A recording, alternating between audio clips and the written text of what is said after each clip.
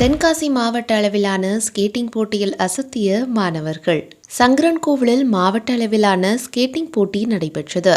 இதில் 100க்கும் மேற்பட்ட மாணவ மாணவிகள் பங்கேற்றனர்.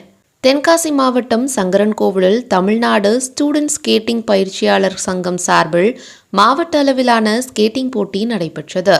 சங்கை ஸ்கேட்டிங் கிளப் மைதானத்தில் மாநில அளவிலான போட்டிகளுக்கு தேர்வு செய்யக்கூடிய வகையில் முதற்கட்டமாக மாவட்ட அளவிலான ஸ்கேட்டிங் போட்டிகள் நடைபெற்றது.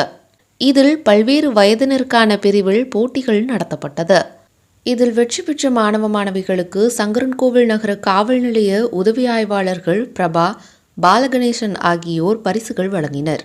இந்த ஸ்கேட்டிங் போட்டியில் 100க்கும் மேற்பட்ட மாணவ மாணவிகள் ஆர்வத்துடன் பங்கேற்றனர்.